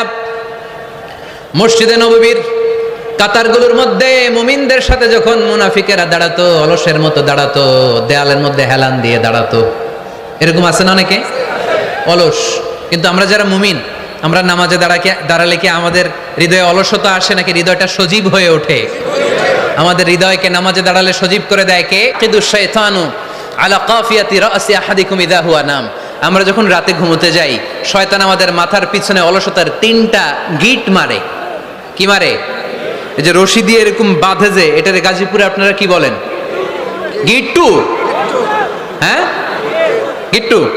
আচ্ছা, তো শয়তান আমরা যখন ঘুমোতে যাই, আমাদের মাথার পেছনে অলসতার 3টা গিট্টু মারে। আমরা যখন ঘুম থেকে উঠে ফাইনিস্তাইকাযা ওয়া যাকারাল্লাহ, ঘুম থেকে ওঠার দোয়া পড়ে আলহামদুলিল্লাহিল্লাযী আহইয়ানা বা'দা মা আমাতানা ওয়া ইলাইহিন নুশুর, আমরা ঘুমালেই 3টা গিট্টু মেরে শয়তান একটা মন্ত্র পড়ে দেয়, আলাইসা লাইলুন তাওয়িলুন ফারকুদ, আরে ঘুমা, অনেক লম্বা রাত, আরে ঘুমা, অনেক লম্বা রাত, আরে আরামসে ঘুম মার, অনেক লম্বা রাত। এই মন্ত্র পড়ে 3টা গিট মারে। আমরা যখন ঘুম থেকে উঠে ঘুমের দোয়া পড়ে ফেলি, একটা গিট্টু খুলে দেয় কে? আবার ঘুম থেকে উঠে দোয়া পড়ার পরে ফাইদা তাওয়াদ্দা ইন হাল্লাত উকদা, ওয়াশরুমে ঢুকে ইস্তেনজা করে যখন আমরা ওযু করে ফেলি, অলসতার 2য় গিট্টু খুলে দেয় কে? ফাইন সাল্লাত ইন হাল্লাত উকদা, ওযু করার পরে মুসাল্লা বিছিয়ে যখন নামাজের জন্য দাঁড়িয়ে যায়, অলসতার 3 নাম্বার গিট্টুটাও খুলে দেয় কে? ফাসবাহা নাশীতান তাইয়িবান নাফস, he become enthusiastic, he become very active, he become very energetic। Vishnu ইসা ইসলাম বললেন তখন সে এনার্জেটিক হয়ে ওঠে, অ্যাক্টিভ হয়ে ওঠে, সজীব হয়ে ওঠে। তাহলে সালাত আমাদেরকে অলস বানায় না, সালাতে আমরা সজীব হই। সালাতে অলস হয় যারা মুনাফিক, তারা। চিল্লায় বলেন ঠিক কি না? এজন্য বিষ্ণু বললেন কাজে লজ্জা নাই, আমি কাজ করে খাই। মা বাসাল্লাহু নাবিয়ান ইল্লা রাআল গানাম, বুখারীর বর্ণনায় বিশ্বনবী বললেন পৃথিবীর বুকে এমন কোন নবী নাই যেই নবীকে দিয়ে আল্লাহ ছাগল চড়ায় নাই। সুবহানাল্লাহ পড়েন। মা বাসাল্লাহু নাবিয়ান ইল্লা রাআল গানাম, ছাগল চড়ায় নাই এমন কোন নবী পৃথিবীতে আসে? সাহাবারা বললেন ইয়া রাসূলুল্লাহ, বলেন কি? আপনিও আপনিও আপনিও ছাগল চড়িয়েছেন? বিষ্ণু বললেন নাআম, নাআম, আমিও। ওয়া ইন্নী কুনতু আরআহা আলা কারারিতি আহলি মক্কা, আমি তো অল্প কিছু পারিশ্রমিকের বিনিময়ে মক্কা শহরের লোকদের ছাগলগুলো চড়িয়ে দিতাম। সুবহানাল্লাহ বলতে অনেক কষ্ট হয়েছে। বিশ্বনবী ছাগল চড়িয়ে খেতেন। কি নবী ছিল আমার! আহা, এত সুন্দর মানুষ, এত পরিচ্ছন্ন মানুষ, ছাগল চড়াতেন। অহংকার করতেন না, বিশ্বনবীর অহংকার ছিল না। সুবহানাল্লাহ পড়েন। শুধু কি বিশ্বনবী, সব নবীকে দিয়ে আল্লাহ ছাগল চড়িয়েছেন। কারণ ছাগল হচ্ছে খুব টেরা একটা প্রাণী, তাই না? ছাগল এত টেরা, ছাগলের গলার রশি ধরে যদি আপনি ডানে টান দেন, এটা কোন দিকে যাবে? বায়ে টান দিলে, সামনে টানলে, পিছনে টানলে পারা যায় কিছু? ভাবলেন সারা সপ্তাহ ব্যস্ত থাকি, আজকে আমার ছুটি, আমিও গোসল করি, এটারও গোসল করাই। রশি ধরে আপনি পুকুরে নামাবেন, এটা ওর বাপের কিরা এমনি দাঁড়াবে, ঠিক কিনা? ওরে টেনে নামানো যায় না। এর কারণ ওর নাম কি? কথা কয় না। এজন্য আমরা বলি পাগলে কিনা কয়, ছাগলে কিনা খায়। ও বুঝে না তো, ওর ভালো চাইলে ও বুঝতে চায় না। আল্লাহ বুঝাতে চাইলেন নবীরা ছাগল চড়াও, সবচেয়ে টেরা প্রাণী। ছাগল চড়ায় তোমাদেরকে ট্রেনিং পিরিয়ড শেষ করছি, কারণ এরপরেও ছাগলের চেয়ে আরেকটা টেরা প্রাণী আছে, মানব জাতি, এদেরকে চড়াইতে হবে। যদিও মানুষ আশরাফুল মাখলুকাত, কিন্তু মানুষের মধ্যে ছাগলের চেয়ে টেরা কিছু আছে না নাই? উলাইকা কাল আনআম বাল হুম আদাল, এরা ছাগল নয়, এগুলো ছাগলের চেয়েও নিকৃষ্ট। চিল্লায় বলেন ঠিক কি না? এমন কোন নবী নাই যেই নবী ছাগল চড়ায় নাই। সুবহানাল্লাহ পড়তে হবে। সব নবীরা কাজ করে খেয়েছেন। সাইয়েদনা আদম আলাইহিস সালাম, ইব্রাহিম আলাইহিস সালাম চাষাবাদও করেছেন। সাইয়েদনা মুসা আলাইহিস সালাম চাষ করেছেন। দাউদ আলাইহিস সালাম নিজ হাতে বর্ম বানিয়েছেন, ছুরি বানিয়েছেন। আওয়াজ করে পড়েন সুবহানাল্লাহ। তাহলে কাজে কোনো লজ্জা আছে? লজ্জা কিসে? আর আজকের মাহফিল থেকে অলসতাকে আমরা কি বলে দিয়েছি? কাজের সময়, নামাজের সময় কাজে কোনো লজ্জা নেই। বিষ্ণু ইসলাম কাজ করে খেতে বলেছেন। প্রিয় ভাইয়েরা, বেশিরভাগই এখানে ফ্যাক্টরি ওয়ার্কার। আপনারা হাত তুলে আমাকে জানান দিয়েছেন শুরুতে। কর্মজীবী মানুষদেরকে বিশ্বনবী এত ভালোবাসতেন, মেহনতি মানুষদেরকে এত পছন্দ করতেন, বিদায় হজের ভাষণেও বাদ যায়নি মেহনতি মানুষদের কথা। তিনি বলেছেন খবরদার খারাপ আচরণ করবে না, নিজেরা যা খাবে তাদেরও তা খাওয়াবে।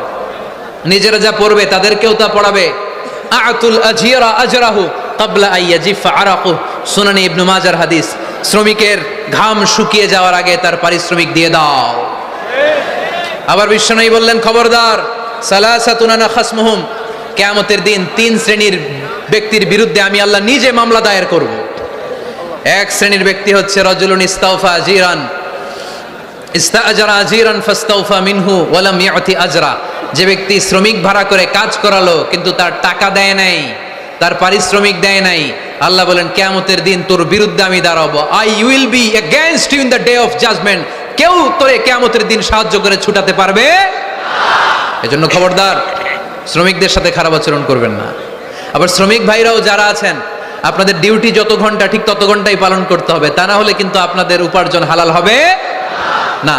বিশ্বনবী সাল্লাল্লাহু আলাইহি ইসলামের সাথে বিশ্বনবী সাল্লাল্লাহু আলাইহি ইসলামের কর্মচারীর কি ঘটেছিল এই ঘটনাটা বলেই আজকে আমরা শেষ করব। আওয়াজ করে পড়েন ইনশাআল্লাহ। আমরা অনেকে মাইক পেলে বড় বড় ভাষণ দেই, কাজের মেয়েদের সাথে খারাপ আচরণ করবেন না, শ্রমিকদের অধিকার, নারীদের অধিকার, বড় বড় এরকম বক্তব্য আছে না নাই? বিশ্বনবী শুধু শ্রমিকদের অধিকারের কথা বক্তব্যের মধ্যে সীমাবদ্ধ রাখেন নাই, ওনার ব্যক্তিগত জীবনেও এগুলো পাবেন। বিশ্বনবী সাল্লাল্লাহু আলাইহি সাল্লামের অ্যাপয়েন্ট করা শ্রমিক, ওনার দাস, ওনার কর্মচারী সাহাবীর নাম ছিল আনাস রাদিয়াল্লাহু তাআলা আনহু। কি নাম ছিল? উনি বিশ্বনবীর ব্যাপারে কি কমেন্টস করছে আমরা শুনে আজকের আলোচনার ইতি টানবো। আওয়াজ করে পড়তে হবে ইনশাআল্লাহ। সাধারণত কর্মচারীরা মালিকের বিরুদ্ধে ভালো কথা বলে ইল্লা মাশাআল্লাহ। অনেক মালিক আছে অনেক ভালো, তাদের ব্যাপারে আবার ভালো বলে।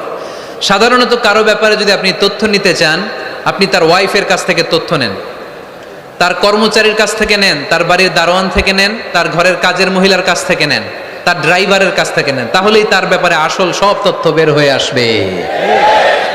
দেখুন বিশ্বনবীর কর্মচারী বিশ্বনবীর ব্যাপারে কি বলে। সাহাবীর নাম সবাই বলতে হবে, সাহাবীর নাম রাদিয়াল্লাহু তাআলা আনহু। উনি বললেন, বিশ্বনবী যখন মক্কা থেকে মদিনায় হিজরত করলেন, হাজার হাজার মদিনাবাসী বিশ্বনবীর সাথে দেখা করতে গেল। যারাই দেখা করে সবাই বিশ্বনবীর হাতে কিছু না কিছু হাদিয়া দেয়। যারাই দেখা করে হাতে করে বিশ্বনবীর হাতে কিছু না কিছু দিয়ে দেয়। সুবহানাল্লাহ পড়ে। তাহাদাও তাহাব্বু, একে অপরকে হাদিয়া দিবেন, মহব্বত বাড়ায় দিবে কে? হাজব্যান্ড স্ত্রীকে গিফট করবেন, স্ত্রী আবার হাজব্যান্ডকে গিফট করবেন, বন্ধু বন্ধুকে গিফট করবেন, গার্লফ্রেন্ড আবার বয়ফ্রেন্ডের গিফট করতে যায় না। তাহলে ভেজাল আছে না নাই? চেক এন্ড ব্যালেন্স করতে হবে। আমি প্রায় বলি, ভালোবাসবেন জায়গা মতো। স্ত্রীকে ভালোবাসলেও সওয়াব আছে না নাই? স্ত্রীর সাথে অন্তরঙ্গ সময় কাটালেও সওয়াব আছে না নাই? কিন্তু এই সময় যদি শালীর সাথে কাটান, ঝামেলা আছে না নাই? ভাবির সাথে কাটালে ভেজাল আছে না নাই?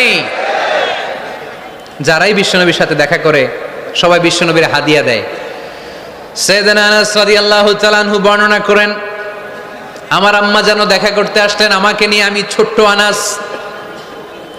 আমার আম্মা জান দেখলেন, লাম ইউবকি রাজুলুন ওয়ালা ইমরাআতুন মিনাল আনসার ইল্লা আতহাফাকা বিতুহফাতিন ইয়া রাসূলুল্লাহ। আমার আম্মা এসে বলে, ও রাসূলুল্লাহ, মদিনার যারাই আপনার সাথে দেখা করতে আসলো সবাই এসে আপনারে হাদিয়া দেয়। ওয়া ইন্নী লা আকদিরু আলা মা উতহিফুকা বিহি, ও নবী, আমার তেমন কোনো সাধ্য নাই যে আমি আপনারে হাদিয়া দেব, আমার কাছে কোনো টাকা পয়সা নাই। ছোট্ট ছেলে আনাসরে নিয়ে এসে বলল, ইয়া রাসূলুল্লাহ, মদিনার সব লোকের আপনার সাথে দেখা করে আর হাদিয়া দেয়, আমি গরিব মানুষ, আমি আপনারে কি হাদিয়া দেব গো নবী? আমার তো হাদিয়া দেওয়ার মতো কিচ্ছু নাই। ইল্লা ইবনি হাদা, আমার নাড়ছেরা ধন, আমার কলিজার টুকরা সন্তান এই আনাস ছাড়া আমি আমার কলিজার টুকরা সন্তান আনাসরেই আপনারে হাদিয়া দিয়ে দিলাম। খুদ হাদা ইয়া রাসূলুল্লাহ, আমার সন্তান আনাসকে আপনি নেন। ইয়াখদুমুক মা বাদালাক, সে যদ্দুর পারে আপনারে খেদমত করবে। সাইয়েদনা আনাস বলেন, সেদিন থেকে আমি বিশ্বনবীর খাদেম। কি আর খেদমত করব? নবীর মেসওয়াক এনে দেই, জামা এনে দেই। 10 বছর খেদমত করার পরে বিশ্বনবীর খাদেমের মুখে শুনুন বিশ্বনবী কেমন আচরণ করতেন সাইয়েদনা আনাস রাদিয়াল্লাহু তাআলা আনহুর সাথে। সাইয়েদনা আনাস বলেন, খাদিমতু রাসূলুল্লাহি 10 সিনিন, 10টি বছর আমি আমার বিশ্বনবীর পেয়ারা নবীর খেদমত করলাম। ফামা দারাবানি, একদিনের জন্য বিশ্বনবী আমার গায়ে হাত তোলে নাই। পড়েন সুবহানাল্লাহ। ওমা সাব্বানি, একদিনের জন্য আমার গালি দেয় নাই, বকা দেয় নাই। ওমা আবাসা ফি ওয়াজহি, একদিনের জন্য বিশ্বনবী বিরক্তির চেহারা নিয়ে আমার দিকে তাকায় নাই, ভ্রু কুচকে এরকম আমার দিকে তাকায় নাই। আমরা রেগে গেলে বিরক্ত হলে কি করি? আমাদের ভ্রুগুলো কুচকে যায়। আনাস রাদিয়াল্লাহু তাআলা আনহু বললেন, একদিনের জন্য আমারে পিট্টি দেয়া তো দূরের কথা, আমাকে পিটানি দেয়া তো দূরের কথা, আমাকে মারে নাই, আমাকে গালি দেয় নাই, কোনোদিন আমার দিকে বিরক্তির সাথে তাকায় নাই। ওয়ালা ক্বালা লি লিমা সানাআতা ওয়ালা লিমা লা সানাআতা, কোনোদিন এও বলে নাই আনাস এটা কেন করলা, ওইটা কেন করো নাই। চিৎকার করে পড়েন সুবহানাল্লাহ। এজন্য বিশ্ব নবীর মতো আমাদেরকে আমাদের শ্রমিকদের সাথে, অধীনস্থ কর্মচারীদের সাথে আচরণ করতে হবে। রাজি আছি তো সবাই? এতেকালের আগে বিশ্বনবী সাল্লাল্লাহু আলাইহি সাল্লাম দুইটা কথা বললেন। কয়টা? এক নম্বরে বিশ্বনবী সাল্লাল্লাহু আলাইহি সাল্লাম বললেন আসসালাত, আসসালাত, নামাজ, নামাজ, উম্মতেরা নামাজ, নামাজ ছেড়ে দিও না। দুই নম্বরে বিশ্বনবী বললেন ওয়ামা মালাকাত আইমানুকুম, খবরদার অধীনস্থ কর্মচারীদের সাথে খারাপ আচরণ করো না। আমরা খুব দুঃখের সাথে লক্ষ্য করেছি, পত্রপত্রিকায় এসেছে মানবাধিকার কর্মী, নারী আন্দোলনের কর্মী মাইক পেলে বড় বড় ভাষণ দেয়, আপনারা কর্মীদের সাথে ভালো আচরণ করবেন, কাজের মেয়েদের সাথে ভালো আচরণ করবেন, কিন্তু ওদের বাড়িতে এই কাজের মেয়েরা নির্যাতিত হয়। চিল্লায় বলেন ঠিক কিনা? আহা, পত্রিকার রিপোর্ট দেখে অবাক লাগে। খুন্তি দিয়ে চুলায় লোহা গরম করে পিঠে শেক মেরেছে, এরকম আছে না নাই? বিশ্বনবী সাল্লাল্লাহু আলাইহি সাল্লাম বলেছেন খবরদার, কিয়ামতের দিন তাদের বিরুদ্ধে আল্লাহ মামলা দায়ের করবে। আমরা যেন কখনো আমাদের অধীনস্থ কর্মচারীদের সাথে খারাপ আচরণ না করি। আল্লাহ তুমি তৌফিক দাও, আমরা পড়ি আমিন। এজন্য শ্রমিক মালিকের সম্পর্ক হচ্ছে চেক এন্ড ব্যালেন্সের সম্পর্ক। যারা শ্রমিক তাদের দায়িত্ব হচ্ছে মালিকের যে হক সেটা আদায় করা, যত ঘন্টা তার সাথে চুক্তি হয়েছে তার পুরোটা আদায় করা। আর মালিকের উচিত অধীনস্থ কর্মচারীদের সাথে ভালো আচরণ করা। আমরা যেন এই চেক এন্ড ব্যালেন্স করতে পারি, আল্লাহ তুমি তৌফিক দাও। যে আয়াত দিয়ে শুরু করেছি ওই আয়াত দিয়ে শেষ করব। আল্লাহ বলেছেন ফাইদা কুদিয়াতিস সালাতু ফান্তাশিরু ফিল আরদ, যখন নামাজ শেষ হয়ে যায় জমিনে ছড়িয়ে পড়ো, রিজিক তালাশ করো। আবার নামাজের সময় হলে মসজিদে চলে আসো। তার মানে কাজের সময়, আওয়াজটা ছোট হয়ে গেল, চিল্লায় বলতে হবে, কাজের সময়, নামাজের সময়। পরিশ্রমে কোনো লজ্জা নেই, লজ্জা হলো আর অলসতাকে আজকের মাহফিল থেকে আমরা সবাই কি বলে দিলাম? মনে থাকবে সবার। একজন ভাই আজকের এই কাশিমপুর হাই স্কুল মাঠকে সাক্ষী রেখে শাহাদা বাক্য পড়ে মুসলমান হতে চায়। আমরা খুশি না বেজার? আমাদের আমল নামায় সওয়াবও আছে, গুনাহও আছে, কিন্তু এই ভাইটা শাহাদা বাক্য পাঠ করার পর থেকে নিষ্পাপ, তার আমল নামায় কোনো গুনাহ নাই। চিল্লায় বলেন ঠিক কিনা? আমাদের ইসলাম ধর্মে তাকে স্বাগত, আমরা সবাই পড়ি আলহামদুলিল্লাহ। এটা আমাদের সৌভাগ্য। এভাবে ইসলামকে কাদা ছোড়াছুরিতে না যায় আমরা যদি পজিটিভলি ইসলামের সৌন্দর্য আমাদের হিন্দু ভাইদের কাছে